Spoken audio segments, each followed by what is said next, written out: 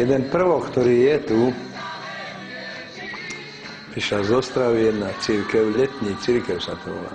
Ten pán farár, čo je, to je Róm, ten ich tak zlomil, že tá určitá skupina, ktorá tu je, prestala piť.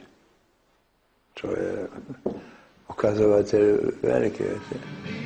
No a zaujímavé, okolo 5000 ľudí ten pán farár má pri sebe a každú nedeľu sú spišské novesy do môj kultúry.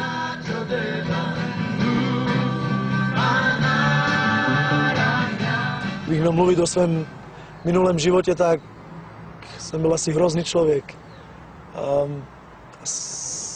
Někdy je těžko o tom mluvit, ale je to tak. Jsem kdysi krádl prostě málo, co jsem chodil do školy. Byl jsem prostě jeden z takových těch lajdáků a mámce jsem vykládal něco jiného, já jsem dělal něco jiného. A vlastně můj takový plán je plán běžných Rómů, prostě tak si prostě nějak prožít, užít, využít.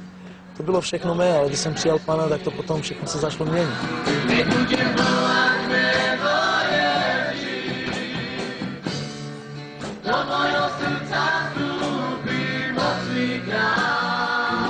Mnoho systémů světských se snažilo pomoct těmto lidem, hlavně Rómům, že? Protože to je největší problematika, nedokážou se začlenit, nedokážou se dostat do toho systému, takže všichni se snaží nějak pomoct a nikdo nedokázal řešit problém, jako jsou finance.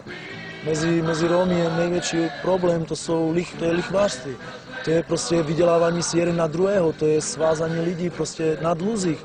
A toto je velký problém v těch vesnicích a to nedokázala vláda, to nedokázal nikdo a to bych nedokázal ani já, to dokázal Bůh.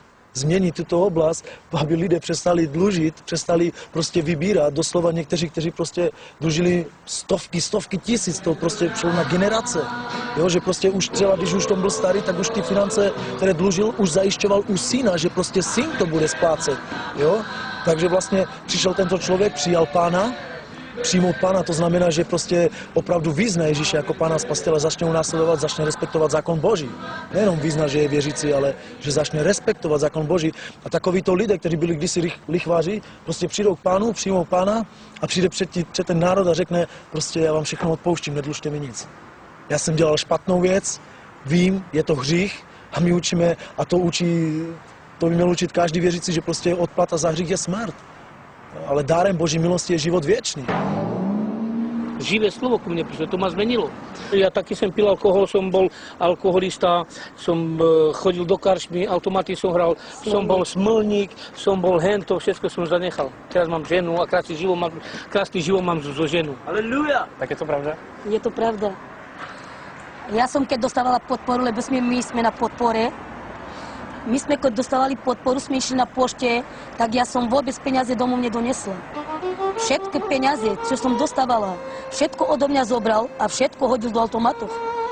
No a ja som celý týždeň čakala za tých peniaze, kto mi požiča. A keď ešte som požičavala, ešte z tých peniazov odo mňa zobral a ešte išiel hrať automaty. Celá podpora som dostávala 9 000, ale všetky 9 000 z automatu. Život nebol dobrý. Nie raz, nie dva razy sme sa hadali, lebo keď on prišiel domov a ja som povedala mu, že s ním už nechcem žiť, že taký život ja nepotrebujem. To je život taký, čo vedie do zahuby a to nebol život pre nás, ani pre moje deti, ani pre mňa. Ale teraz, jak sme prijali Ježiša Krista, sme 3 roky už v tom, čo sme poznali živého Boha, tak náš život bol zmenený. Proste a bude vám dáno. A my si, čo potrebujem, pýtame od našeho Pána. A čo si prosíme, to nám dá. A veríme, že Ježiš Kristus žije. A ďaká jemu, že on je živý a bude nás vytržiť až do večného života. Ďakujeme ti, Pane, za náš život, že si nás zmenil.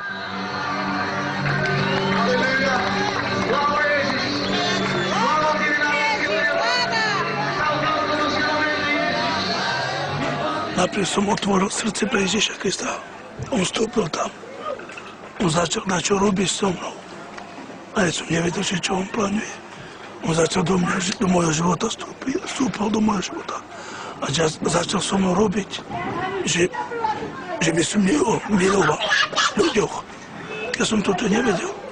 Anglicka tu prišiel jeden pastor a on nám, ja som bol prvý muž tu pokrstený v Žehre. Ak už mám pri sebe 50 kresťanov. A ja verím, že ich život sa obratilo 180 stupňov. Je to vidieť? Je to vidieť. Konkrétne mňa 15 rokov som bol vo výkone, stále som bol v base.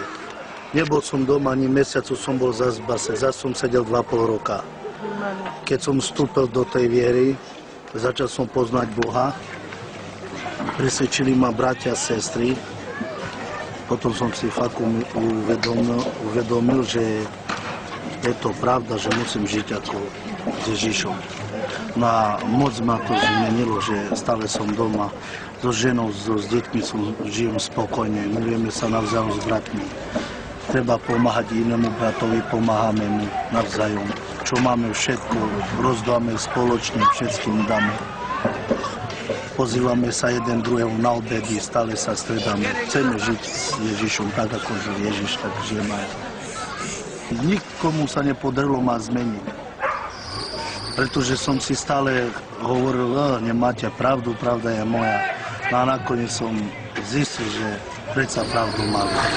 A išiel som na tú cestu a teraz sa mi žije veľmi dobre. Ani nepijete alkohol? Nie, vôbec. Ani kávu, ani čaj, ani cigarety, nič.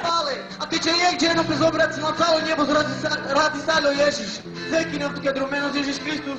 Ešte sa to nestalo, že zdá sa niekto pokrsiť a že odíde, alebo čo, nie. Už má väčšiu lásku a chce stále byť. My, ja vám poviem, ráno je 7 hodín a už my sme všetci von a už spievame za Boha.